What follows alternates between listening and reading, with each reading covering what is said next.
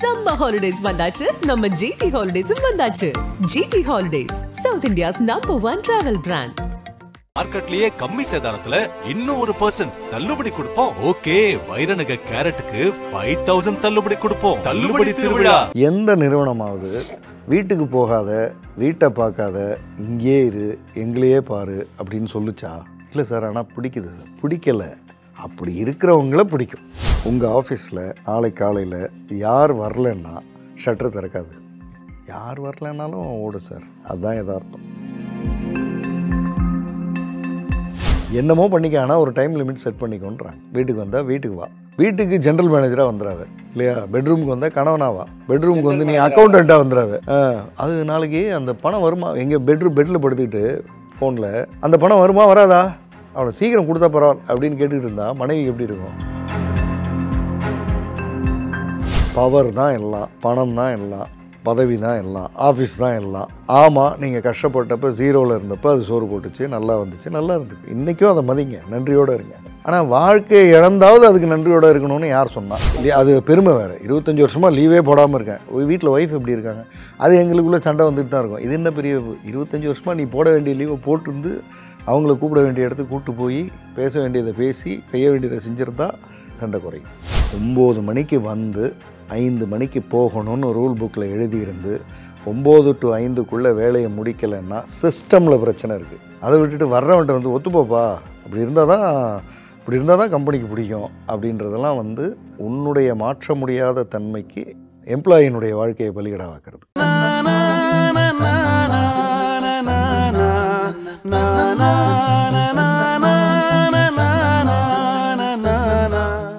நக்கீர நேயர்களுக்கு வணக்கம். நான் விஜய் ஹரிஹரசுதன். மனங்கள் வர்சஸ் மனிதர்கள் சீக்வல் டு கதைகளில் ஜெய்சன் சார் அவங்க எடுத்த பல கவுன்சிலிங் பற்றி ஒவ்வொரு எபிசோட்லையும் பேசிகிட்டு இருக்காங்க. இன்றைக்கும் அதே மாதிரி ஒரு கவுன்சிலிங் பற்றி தான் பேச போகிறோம். வணக்கம். வணக்கம். சொல்லுங்கள் சார், இன்றைக்கி என்ன கவுன்சிலிங்? ஒரு 45-50கள் அதில் இருக்கிற மனிதர், மனைவி பிரிய போகிறேன் அல்லது மனைவி பிடிக்கலன்னு போயிட்டாங்க. எப்போவுமே இந்த குடும்ப பிரச்சனைகளை சொல்லும்போது பெண்கள் வந்து 1 மணி நேரம் பேசி கடைசியில் பிரச்சனை இதுதான்வாங்க. ஆண் வந்து பிரச்சனை ஒன்றும் இல்லை சார், ஆனால் அவங்க ஏதோ வாழ பிடிக்கலன்றாங்க அப்படின்வார். ஆணுக்கு இவ்வளோதான், அந்த ஒரு 2 லைன் தான் பேசுவார், அதுக்கு மேலே பேச மாட்டார். என்ன சார் பிரச்சனை அப்படின்னு கேட்டால் சொன்னார், ஏதோ பிரச்சனையெல்லாம் சொன்னார். அதெல்லாம் இருக்கட்டும் சார், அவங்க உங்களை பற்றி என்னமோ ஒரு பிரச்சனை சொல்லுவாங்கள்ல, இதை நீங்கள் மாற்றிக்கலைன்னா வாழ முடியாதுன்ட்டு தானே போயிருப்பாங்க. அது என்ன இல்லை, இப்போ நான் சொன்னது தான் சார், இதுக்கெல்லாம் அவங்க வந்து வாழ மாட்டேன்னு சொல்லியிருக்க மாட்டாங்க. இதை நீங்கள் சரி பண்ணலைன்னா நான் உங்கள் கூட வாழ முடியாது. இல்லை, நான் வந்து என்னோடய ஆஃபீஸ் வேலைகளில் நான் அதுக்கு தான் ரொம்ப இம்பார்ட்டன்ஸ் கொடுக்குறேன். வீடு, மனைவி, குழந்தைகள் அது ப்ரையாரிட்டியாக இல்லை. எந்த அளவுக்கு சார் உண்மை? அது உண்மைதான், ரைட். அப்போ அதுதான் பிரச்சனை. இப்போ அவர் என்னென்னமோ பேசினார்ல, அதெல்லாம் பிரச்சனை இல்லை, இதுதான் பிரச்சனை. ஆமாம், இதுதான் பிரச்சனை. எதனால் ஆஃபீஸ் நோக்கிய இந்த ஒரு ஈடுபாடு வந்துச்சு நமக்கு? சார், நான் சின்ன வயசுலேருந்து ரொம்ப கஷ்டப்பட்டு வளர்ந்த குடும்பம் சார், ரைட்டு. பணம்னா என்னென்னு அப்படின்னு ரொம்ப கஷ்டப்பட்டு வந்தோம். அதனால் பணம் முக்கியம். அந்த பணத்தை சம்பாதிக்கிறதுக்கு ஆஃபீஸ் முக்கியம். அது வேறு எனக்கு ஓகே. வேறு ஏதாவது இருக்கா? வேறு எதுவும் இல்லை, ரைட். அப்போது அதனால் ஆஃபீஸும் பவரும் அதிலிருந்து வர்ற பணமும் பிடிக்க ஆரம்பிச்சிருச்சு. சரி, இது கரெக்ட். எது வரை கரெக்டு? முதல் 1 லட்ச ரூபாயோ, முதல் 10 லட்ச ரூபாயோ, முதல் 1 கோடி வரை கரெக்ட். இப்போ நீங்கள் இந்த நான் சொன்னதில் எங்கே சார் இருக்கீங்க? நான் முதல் 5 கோடி வரை வந்துட்டேன் சார், தப்பு இல்லை. இப்போவும் அது கரெக்டா? 0ல் இருக்கும்போது ஆஃபீஸு பவரு கரெக்டு. அந்த இடத்துக்கு வரணுங்கிற வெறி இந்தாகணும், நம்ம பணத்தை சம்பாதிச்சாகணும், வேறு ஆப்ஷனே இல்லை, போயாகணும், அது கரெக்டு. இப்போ அது கரெக்டா? 5 கோடி இருக்குது அப்படின்னா இப்போ கரெக்டா? இடம் இருக்கா? இருக்குது. கார் இருக்கா? இருக்குது. வீடு சொந்த இருக்குது. இஎம்ஐ அதெல்லாம் எதுவும் இல்லை. இப்போவும் எனக்கு ஆஃபீஸ் தான் அப்படின்னா அது புரியலையே சார் எனக்கு அப்படின்னா அவர் நிதானிக்கிறார். அதாவது இந்த இந்த இந்த செஷன் வந்து ரொம்ப குயிக்காக ஆனால் பவர்ஃபுல்லாக முடிஞ்சது. யோசிக்கிறாரு. ஏன்னா சில பேர் வந்து நம்ம அந்த கோடு காமிக்க பிடிச்சிருவாங்க. இல்லை நீங்கள் சொல்கிறது கரெக்ட் தான், இப்போ அதுக்கு அவ்வளோ இம்பார்ட்டன்ஸ் கொடுக்க வேண்டியதில்லை. இல்லை நீங்கள் இம்பார்ட்டன்ஸ் கொடுங்க, ஆஃபீஸு பவரு அதுதான் பணம் அதுவாகவே இருந்துட்டு போகட்டும். கம்பெனி பேர் கேட்டேன், சொன்னார் கம்பெனி பேர் வேண்டாம். நீங்கள் ஏதோ ஒரு நாள் இந்த கம்பெனியை விட்டு விலகுவீங்களா மாட்டிங்களா? விலகுவேன் சார். ஏதோ ஒரு ரிட்டையர்மெண்ட்டே வச்சிங்க, ஏதோ ஒரு நாள் பாய் சொல்லுவீங்க, மறுநாள் காலையில் உங்களுக்கு செலவு வைப்பாங்களாங்க?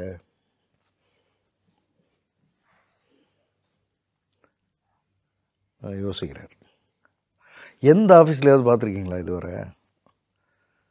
எக்ஸப்ட் ஃபவுண்டர்ஸு, முக்கியமான அந்த டாப் லெவலில் இருக்கிறவங்க, கான்ட்ரிபியூட் பண்ணவங்கன்ற அந்த இடத்த தவிர எம்ப்ளாயீஸ் நாள் முழுக்க வேலை பார்த்தவன் ஒருத்தன் இருப்பான் ஃபேக்ட்ரியில், வேர்த்து விறுவிறுத்து. அவன் சிலை எங்கேயாவது இருக்கா? நீங்கள் கொஞ்சம் கோட் சூட் போட்ட எம்ப்ளாயி அவ்வளோதானே, உங்களுக்குன்னு எங்கேயாவது வைக்க போகிறாங்களா? எந்த நிறுவனமாவது வீட்டுக்கு போகாத, வீட்டை பார்க்காத, இங்கே இரு, எங்களையே பாரு அப்படின்னு சொல்லுச்சா? இல்லை சார். ஆனால் பிடிக்குது சார். பிடிக்கலை. அப்படி இருக்கிறவங்கள பிடிக்கும். அப்படி இருந்தால் தான் பிடிக்கும்னு சொல்லலை. நிறுவனம் சொல்லவே சொல்லாது, நீ வீடு நாசமாக போட்டு இங்கே இருன்னு எந்த நிறுவனமும் சொல்லாது. இன்ஃபேக்ட் நிறுவனம் வந்து அப்பா வீட்டுக்கும் சீக்கிரம் போயிடுங்கப்பான்னு சொல்லும், ஆனால் வேலையை முடிச்சிருங்கன்னு சொல்லும். இப்போது வீடு வந்து பிரச்சனையே இல்லை சார்னு சொல்கிற ஒருத்தன்ட்ட நிறுவனம் என்ன பண்ணும்? இன்னும் நிறைய வேலையை கொடுத்துக்கிட்டே இருக்கும். நிறுவனம் என்ன அசியூம் பண்ணிக்கும்னா, இவங்க வீட்டில் நல்ல ஃப்ளெக்சிபிள் போல் இருக்குது, நல்லா ஹெல்ப் பண்ணுறாங்க போல் இருக்குது, அப்போ இவரை வந்து இன்னும் ப்ரொமோட் பண்ணுவோன்னு பண்ணும். நீங்கள் என்ன நினச்சிக்குவீங்க? இது மட்டும்தான் பணம் சம்பாதிக்கிறதுக்கான வழி, நீங்கள் ஓடிக்கிட்டே இருப்பீங்க. உங்கள் ஒய்ஃப் என்ன நினச்சிருப்பாங்க? பணம் இல்லை, ஓடுறாரு, பணம் வந்துருச்சு, இப்போ தான் பணம் வந்துருச்சே சார். அவங்க கேட்குற மாதிரியே கேட்குறீங்க. ஆமாம், இப்போ தான் பணம் வந்துருச்சே. சரி வேண்டாம் சார், விட்டுருங்க. ஒரு பையன் இன்னும் எவ்வளோ சார் பணம் வேணும் உங்களுக்கு? 5 கோடி இருக்குது, ரைட்டு. இன்னும் எவ்வளோ? ஒரு 100 கோடி? இல்லை சார் அப்படி இல்லை, இந்த 5 crores மோர் தென் எனஃப். ப்ராப்பராக பண்ணால் நான் இதே ஆஃபீஸ் ஒர்க்கு மற்ற விஷயங்களை பண்ணால் இன்னும் ஒரு 10 வருஷம் 15 வருஷத்தில் நல்லாவே இதுவே போதுமே. Then what? நான் வந்து கார்ப்பரேட் ட்ரைனிங் நடத்தும் போதெல்லாம் ஒரு கேள்வி கேட்பேன். அந்த கேள்வி இப்போ உங்கள்கிட்ட கேட்கணும் சார் அப்படின்னா அவர்கிட்ட கேட்குறேன். உங்கள் ஆஃபீஸில் நாளை காலையில் யார் வரலன்னா ஷட்டர் திறக்காது? யார் வரலன்னாலும் ஓடு சார், அதுதான் யதார்த்தம். நீங்கள் இல்லைன்னா அவங்க அடுத்து ஒன்று பண்ணிவிடுவாங்க. சரி, நீங்கள் கிட்டத்தட்ட இப்போ ஒரு 10 வருஷமாக அந்த கம்பெனிக்கு நல்லா பண்ணியிருக்கீங்க சார். என்னால் காலையில் மட்டும் ஒரு 9 to 9:30 அது அந்த மாதிரி வந்துட்டு இருந்தது, நீ 10க்கு தான் வருவேன் அப்படின்னு சொன்னால் வேலையை விட்டு தூக்கிடுவாங்களா? இல்லை, இப்போ they will be happy to support me, do it. ஒரு பக்கம் சப்போர்ட் பண்ண தயாராக இருக்காங்க, இன்னொரு பக்கம் 1/2 hour இருந்துட்டு போங்கன்னு கேட்குறாங்க. ஏன் செய்ய முடியல? என்ன பொசிஷன் நீங்கள்? ஏதோ மேனேஜர், இதையே மேனேஜ் பண்ண முடியல? கரெக்ட். ஏதோ மேனேஜர், இதையே மேனேஜ் பண்ண முடியல? இது ஒரு பேசிக் தானே. ஒரு பக்கம் எஸ்ன்னு நீங்கள் சொன்னால், இல்லை சார் அது சொன்னால் அது ஏதாவது, அப்போ என் இமேஜ் இப்படியே இருக்கணும், ஆஃபீஸில் போய் நான் கேட்டால் என் பேர் குறைஞ்சிரும், என் இமேஜ் போயிடும், ஆனால் என் ஒய்ஃப் புரிஞ்சுக்கணும். 15 வருஷம் புரிஞ்சுக்கிட்டாங்க, அவ்வளோதான் அவங்க லிமிட்டு. என்ன கேட்டால் முதல் மாதமே அவங்க இதை செஞ்சுருக்கணும். 15 வருஷம் பொறுமையாக இருந்துட்டாங்க. ஆமாம், உங்களை வந்து கொஞ்சம் விட்டு பிடிச்சிருக்காங்க. அவங்க தப்பு அவங்க மேலே தான்.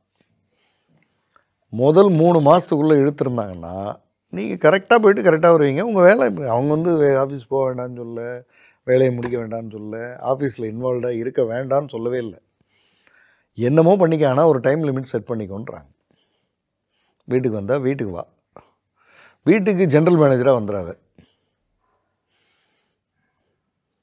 இல்லையா? பெட்ரூமுக்கு வந்தால் கணவனாவா, பெட்ரூமுக்கு வந்து நீ அக்கௌண்டண்ட்டாக வந்துடாது. அக்கௌண்டன்ட் அது நாளைக்கு அந்த பணம் வருமா? எங்கே பெட்டில் படுத்துக்கிட்டு ஃபோனில் அந்த பணம் வருமா வராதா, அவனை சீக்கிரம் கொடுத்தா பரவாயில்ல அப்படின்னு கேட்டுக்கிட்டு இருந்தா மனைவி எப்படி இருக்கும்? மனைவி ஒரு தடவை சிரிச்சிட்டே சொன்னாங்கன்னு சொன்னார். இல்லை அவங்க கேட்குறத விட நீங்கள் ரொம்ப ஹார்ஷாக கேட்குறீங்க சார்னார். அவங்க சொன்னாங்களாம் ஒரு தடவை, நீங்கள் ஒன்று பண்ணுங்கள், உங்கள் ஆஃபீஸ் பக்கத்தில் ஏதாவது ஒரு லாட்ஜில் ரூம் போட்டுங்க, அங்கேயே படுத்து அங்கேயே எல்லா வேலையும் முடிச்சுட்டு உங்களுக்கு ஏதாவது உடல் தேவைன்னா யாரையாவது பார்த்துட்டு அப்படியே முடிச்சிங்க, அப்படியே போய்டுங்க, காலையில் எழுந்திரிச்சு ஆஃபீஸ் போய்டுங்க. அதுக்கு தானே வரீங்க நீங்கள். இதை பார்த்துக்கிட்டு இருக்கிற எத்தனையோ பேர் பவர் தான் எல்லாம், பணம் தான் எல்லாம், பதவி தான் எல்லாம், ஆஃபீஸ் தான் எல்லாம். ஆமாம், நீங்கள் கஷ்டப்பட்டப்போ ஜீரோவில் இருந்தப்போ அது சோறு போட்டுச்சு, நல்லா வந்துச்சு, நல்லா இருந்துச்சு. இன்றைக்கும் அதை மதிங்க, நன்றியோடு இருங்க. ஆனால் வாழ்க்கையை இழந்தாவது அதுக்கு நன்றியோடு இருக்கணும்னு யார் சொன்னால்? எந்த கார்ப்பரேட் கம்பெனியில் இப்படி ஒரு ரூல் இருக்குது? Any one corporate company that chase பொண்டாட்டி வீணாக போனாலும் பரவாயில்ல, பிள்ளைங்க போனாலும் பரவாயில்ல, நீ குடும்பத்தோடு நாசமாக போனாலும் பரவாயில்ல, இங்கே ஸ்டார் பர்ஃபார்மராக இருக்கணும்னு எந்த கம்பெனி சொல்லுதுன்னு நீ நினச்சிக்கிற? ஒரு கம்பெனி கூட சொல்லாது. இன்ஃபேக்ட் படித்தேன் நான் இது, சாம்சங் கம்பெனியில் வந்து ஸ்டார் பர்ஃபார்மருக்கு அவார்டு கொடுக்குறப்ப ஒய்ஃபை அல்லது அப்பா அம்மாவை கூப்பிட்டு கொடுக்குறாங்க, அவர்கிட்ட கொடுக்க மாட்டாங்க. உங்களால் தான் அவர் இங்கே பர்ஃபார்ம் பண்ணுறாரு, அதனால் உங்களை நாங்கள் ஹானர் பண்ணுறோம் அப்படின்னு கூப்பிட்டு கொடுக்குறாங்க. அதே சமயத்தில் அவங்க அந்த க்ரைட்டீரியா செலக்ட் பண்ணுற க்ரைட்டீரியாவில் ஒரு க்ரைட்டீரியா, கரெக்ட் டைமுக்கு வீட்டுக்கு போனாரான்றது ஒரு க்ரைட்டீரியா. அது ஆஃபீஸ்லேருந்து கிளம்பிட்டாரா, 5 மணிக்கு முடிக்கணும், 8 மணி வரை நைட் உட்காந்துருந்து முடிச்சேன்றது வந்து சரியான க்ரைட்டீரியா. 5 மணிக்கு அவர் வேலையை முடிச்சுட்டு போயிட்டார், பெஸ்ட்டு பர்ஃபார்மர். இதுதானே அருமை. அப்படி தான் நிறுவனங்கள் வந்து எதிர்பார்க்கும். நம்ம வேலையை நாம் செய்ய முடியல அல்லது லேட் ஆகுது. இப்போ சார் லாஸ்ட் மினிட்ல கொண்டு வந்து கொடுக்குறாங்க சார், லேட் ஆகுது சார், அதெல்லாம் சொல்லுவாங்க சில பேர். இவரும் சொன்னார், லாஸ்ட் மினிட்னா நாளைக்கு தான் பண்ண முடியும். இல்லை சார் அப்படி பண்ண முடியாது, இன்றைக்கி பண்ணுறேன், நாளைக்கு காலையில் லேட்டாக வருவேன். நாளைக்கு காலையில் லாஸ்ட் மினிட் இல்லையே, ஃப்ரீயாக தானே இருக்குது, கொஞ்சம் லேட்டாக வரேன் சார். நிறுவனமும் எந்த நிறுவனமுமே 5 மணிக்கு போக வேண்டியவன் 8 மணிக்கு போகிறான்னா, காலையில் 8 மணிக்கு வர வேண்டியவன் 11 மணிக்கு வான்னு சொல்கிற தைரியம் இருக்கணும். நிறுவனத்துக்கும் அந்த தைரியம் இருக்கணும். எனக்கு இப்போ 50 பேர் வேலை பார்த்துக்கிட்டு இருந்த இடத்துல 5 பேர் வேலையை விட்டு போயிட்டாங்க, 45 பேர் 50 பேர் வேலையை பார்க்குறான்னா அப்போ யாருக்கோ லேட் ஆகிட்டு தானே இருக்கும். அப்போ நிறுவனமும் என்ன பண்ணணும்? எக்ஸ்ட்ரா இன்சென்டிவ் வேண்டாம் எனக்கு, நீங்கள் அங்கே தான் குடும்பம் பலிகடாகுது, 2000 ரூபா எக்ஸ்ட்ரா கிடைக்குதே, 5000 ரூபா எக்ஸ்ட்ரா கிடைக்குதுன்னு போய் மாட்டிக்கிறோம். இது வேண்டாம், நீ அந்த டைமுக்கு முடிச்சுட்டு போயிரு. வீட்டுக்கு போகிறதுனுடைய நோக்கமே ரீசார்ஜிங் தான்.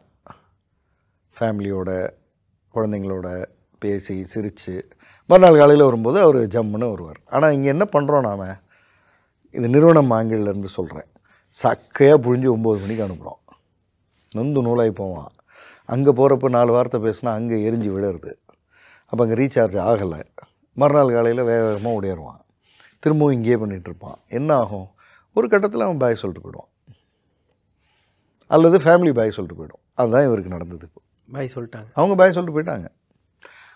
இவர் அவங்கள்ட்ட வந்து நான் சரியாயிட்டேன், கவுன்சிலிங் போனேன், 4 கேள்வி கேட்டது வந்து எனக்கு கொஞ்சம் இப்போ புரியுது, நீ கேட்டது தான், ஆனால் அவர் நீ கேட்டப்போ புரியல, அவர் கேட்டப்போ புரியுது, நான் சரி பண்ணிக்கிறேன், நீ என்னவோ பண்ணு, வரமாட்டேன்ட்டாங்க.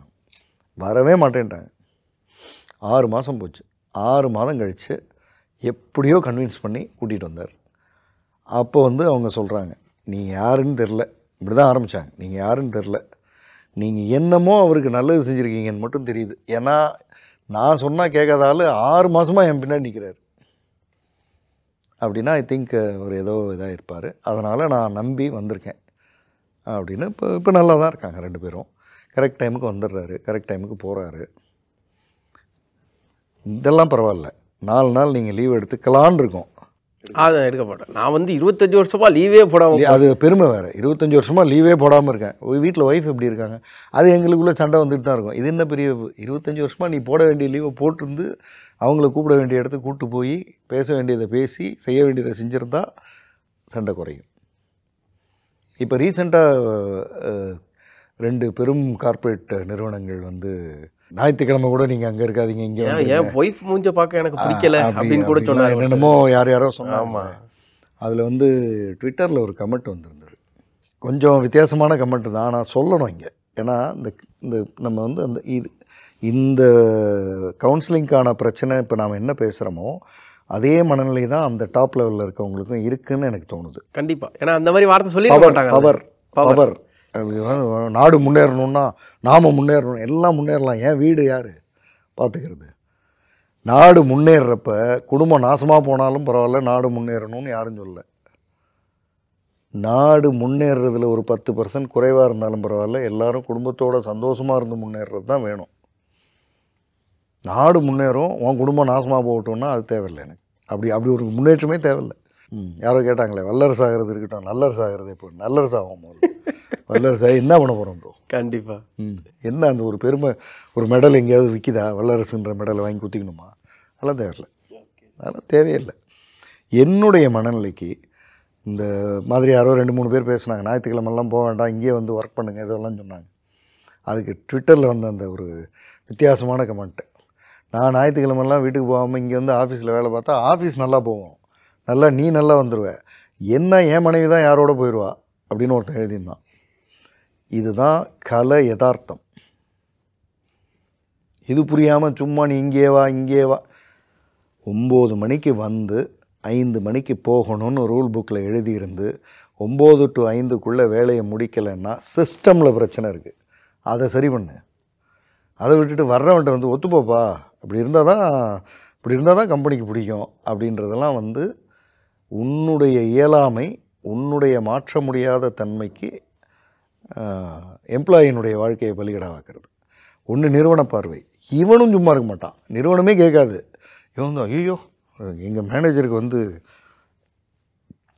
பெட்ரூமில், அந்த அம்மா சிரிச்சுக்கிட்டே சொன்னாங்க, பெட்ரூமில் படுத்திருக்கும்போது ஆஃபீஸ்லேருந்து இப்போ இவர் ஜிஎம்னா ஃபவுண்டர்கிட்டருந்து கால் வருதுன்னு வச்சுக்குவோம்.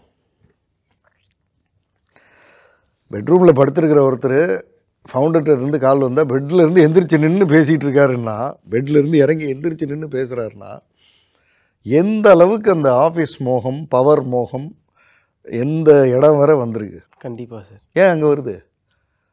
அவனுக்கு தோண வேணாம்? முதல்ல இந்த நேரத்தில் ஃபோன் பண்ணி கூப்பிடலாமா? அவனுக்கு ஒரு வாழ்க்கை இருக்காதா? அவனுக்கு ஒரு பர்சனல் லைஃப் இருக்காதா? மெயில் போடு, வாட்ஸ்அப்பில் போடு, பேசாமல் இரு. ஆனால் டைப் பண்ணுறதுக்கு நேரம் இல்லை, கூப்பிட்டா உடனே பேசிடலாம்ல. இந்த விஷயத்தை பேசினதுக்கு பிறகு அந்த எல்லைகளை கரெக்டாக வகுத்து கரெக்டாக வாழறாங்க, ஒன்றும் பிரச்சனை இல்லை. அவர் என்ன சொல்கிறாரு, ஒரு கொஞ்சம் காலத்துக்கு பிறகு அவரை பார்க்கும்போது, நிறைய கன்ஸ்ட்ரக்ட் பண்ணிட்டேன் சார் மைண்டில், இப்படி இருந்தால் தான் ஆஃபீஸுக்கு பிடிக்கும் போல் இருக்குது அப்படின்னு. இல்லைனாலும் பிடிக்கும், சரி பிடிக்கல வேறு ஆஃபீஸுக்கு போவோம். கம்பெனியாக இல்லை, உன் திறமை மேலே உனக்கு நம்பிக்கை இல்லையா? 5 கோடி வச்சுருந்தே நம்பிக்கை இல்லைன்னா அப்புறம் எப்போ நம்பிக்கை வரப்போகுது? அப்படி 5 கோடி வந்தும் நம்பிக்கையை தராத அந்த பணம் எதுக்கு? கண்டிப்பாக. அப்படி தான் அந்த இது முடிஞ்சது. இன்னைக்கு அதோ இதே ஃப்ளோவில் என்ன புத்தகம், என்ன ஆடியோ? Shoe talk. ஓ, புத்தகம் பேர் நைக்கி ஷூ இருக்கு இல்லையா, அந்த ஷூனுடைய ஃபவுண்டர் எழுதின புத்தகம். ஒரு நிறுவனத்தை ஆரம்பிக்க எவ்வளோ கஷ்டப்பட்டு எப்படி வராருன்றது புத்தகம். அது படித்தா நமக்கு என்ன, அதில் ஒரே ஒரு சம்பவம் மட்டும் சொல்கிறேன். பொய்மையும் வாய்மை இடத்து அப்படின்னு நம்மால் முதலே சொல்லிட்டு போயிட்டார். ஆமாம். ஜப்பானுக்கு இவர் போகிறாரு, ஒரு ஷூ கம்பெனியோட அமெரிக்காவோட ஃப்ரான்ச்சைஸி எடுக்கிறதுக்கு. அமெரிக்காவுக்கு நான் தான் விற்க போகிறேன், எனக்கு ஒரு ஃப்ரான்ச்சைஸி கொடுன்றது. ஜப்பான் ஆட்கள் வந்து ரொம்ப நேர்மையாக ப்ராப்பராக எல்லாமே கரெக்டாக இருக்கணும்னு எதிர்பார்க்குறவங்க. இவர் நேராக கிளம்பி உள்ளே போயிட்டார். அந்த ஜப்பான் ஷூ கம்பெனி ஃபவுண்டர் வந்து உங்கள் கம்பெனி பேர் என்னன்னு கேட்குறாரு. இவர் செவனேன்னு கிளம்பி போனவர், போய் பார்த்துட்டு வரலாமேன்னு. இப்போ பேரை சொல்லலைன்னா அவங்க வந்து அப்படின்ட்டுருவாங்க. பேசவே மாட்டாங்க அவங்க, அதிகபட்சம் 2 நிமிஷம் தான் அந்த டைமே இருக்கும். ப்ளூ ரிப்பன் அப்படின்ட்டாரு. ஓகே, நீங்கள் அதுக்கான டாக்குமெண்ட்லாம் அனுப்புங்க, உங்களுக்கு கொடுக்குறோன்ட்டாங்க. பயங்கர சந்தோஷம் இருக்குது. வெளியில் வந்து முதல் கால ஆடிட்டருக்கு பண்ணுறாரு. சார் போய் சொல்கிறேன் சார், எப்படியாவது ப்ளூ ரிப்பன் ஒரு கம்பெனி ஒன்று ஆரம்பிச்சு கொடுங்க. இப்படி தான் நைக்கின்ற கம்பெனியினுடைய ஆரம்ப புள்ளியே இருக்குது. பொய்மையும் வாய்மை எடுத்து. இந்த பொய்னால் ஏதாவது பிரச்சனை இருக்கா? அன்றைக்கி ஒரு பிரச்சனையும் இல்லை. நைக்கின்னு ஒரு கம்பெனி அழகாக வந்து நிற்கிது. அதனால் சில நேரங்களில் சில இடங்களில் சிறு சிறு பொய்கள் நன்மைக்கு பயக்கும் எனில் அது ஒன்றும் தப்பு இல்லை. இந்த மாதிரி அவர் இந்தியா வந்திருக்காரு, ஹிமாலயாஸ் போயிருக்காரு, உலகம் பூரா சுற்றியிருக்காரு. இந்த நைக்கின்ற பேரை ஏன் வச்சேன்றது கிரேக்க கடவுள் மூலியமாக சொல்லுவார். இந்த புத்தகம் வந்து ஒரு ஆச்சரியமாக இருக்குது. அதாவது ஒரு நைக்கி ஷூ தயாரிக்கிறவர் வந்து பீச்சுக்கு பக்கத்தில் ஒரு வீடு வச்சுருக்காரு. புதுசாக வந்து அன்னைக்கு தயாரித்த ஷூ வந்து அவருக்கு வந்துடும். அதை போட்டுட்டு பீச்சில் மணலில் ஓடுறாரு. ஓடி வந்து குளிச்சுட்டு தான் நைட் டின்னர், எவ்வளோ லேட்டாக வந்தாலும். அந்த ஓட்டத்தில் அந்த ஷூ எப்படி இருக்குன்னு தெரிஞ்சிடும். மறுநாள் காலையில் ஃபேக்ட்ரி கூப்பிட்டு என்னையா பண்ணியிருக்க அல்லது நல்லா பண்ணியிருக்க, அந்த ஃபீட்பேக் போயிடும். இப்படி ஒரு மனிதனுடைய வாழ்க்கை வரலாறை நாம் வந்து ஷூடாக் மூலிமா கேட்கலாம். Okay sir. ஆடியோ நிறைய ஆளுமைகள் வந்து ஆடியோக்களில் நாம் இருக்கோம். நம்மள எத்தனை பேர் வந்து லியாண்டர் பேஸ்னுடைய ஆடியோ கேட்டோன்னு தெரியல. ரீசண்டாக ஐ திங்க் 2.5 மணி நேரம் ஆடியோன்னு நினைக்கிறேன். 2.5 மணி நேரம், 2 மணி நேரமோ 2 மணி நேரம் 10 நிமிஷமோ என்னமோ. நீங்கள் லியாண்டர் பேஸ் இன்டர்வியூன்னு போடுங்க, பிக்கஸ்ட்டு இருக்கும் ஒன்று. அதாவது இங்கேருந்து ஒருத்தர் எப்படி இவ்வளோ தூரம் உயரம் போய் திரும்ப அதில் இடையில் அவருக்கு கொஞ்சம் உடல் சார்ந்த பிரச்சனைகள் வந்து, அப்புறம் திருமண வாழ்க்கை சார்ந்த பிரச்சனைகளும் வந்து, ஆனாலும் அதுக்கப்புறமும் ஜெயிச்சு, அப்படியெல்லாம் ஒருத்தரால் எப்படி இருக்க முடிஞ்சது, என்ன செஞ்சார், என்ன பேசினார், அவருக்குள்ளே என்ன சொல்லிக்கிட்டார் அப்படின்றதெல்லாம் கண்டிப்பாக கேட்கணும். எனக்கு வந்து நான் என்னுடைய இப்போ நான் செஷன் பண்ணும்போது, கவுன்சிலிங் செஷன் பண்ணும்போது சில கேள்விகள்லாம் கேட்குறேன் இல்லையா. இப்போது பவர் சார்ந்தோ மற்ற விஷயமோ பேசும்போது இந்த கேள்விகள்லாம் எங்கேருந்து வருதுன்னா, சாம்பியன்ஸோட இன்டர்வியூஸை வந்து நீங்கள் ரெகுலராக கேட்டுக்கிட்டே இருந்தீங்கன்னா, சாம்பியன்ஸ் வந்து அவங்களுக்குள்ளேயே சில கேள்விகளை கேட்டிருப்பாங்க. அதிலிருந்து கிடைக்கிற எக்ஸ்பீரியன்ஸும் ப்ளஸ் நான் அதை பயன்படுத்துகிற விதமும், அதிலிருந்து தான் நான் இந்த கேள்விகள்லாம் வருது. அதனால் லியாண்டர் பேஸ்து ஒரு இன்டர்வியூ வந்து நாம் கேட்கலாம். இந்த பவரை நோக்கி போகாதீங்க, பவரை நோக்கி போனீங்கன்னா வாழ்க்கையில் பல தவறுகள் நடக்கும் அப்படிங்கிறது தான் அந்த கவுன்சிலிங்கோட இது. லியாண்டர் பேஸ்தும் அவர் டென்னிஸ் தான் அப்படின்றதுலேருந்து இல்லை உடம்பு முக்கியம், வாழ்க்கை முக்கியம், குடும்பம் முக்கியம், டென்னிஸும் முக்கியம், அந்த இடத்துக்கு வந்திருப்பார். இதில் இந்த கவுன்சிலிங்கு இதுக்குமே சிங்க் ஆகுது. ஆமாம். ஓகே சார், நன்றி. நன்றி. நக்கீரன் டிவிக்கு சப்ஸ்கிரைப் செய்யுங்கள். உங்கள் ஆதரவே எங்கள் பலம். ஆசிரியர்களுக்கு நண்பனாகவும் மாணவர்களுக்கு ஆசானாகவும் திகழும் தேர்வு வழிகாட்டி. ஒவ்வொரு பாடத்திற்கும் அனுபவமிக்க ஆசிரியர்களின் துல்லியமான தெளிவான விடைகள். CNC இருக்கு, தேர்வு பயம் எதற்கு? இது தீரன் பப்ளிஷிங் ஹவுஸ் விற்பனை வெளியீடு.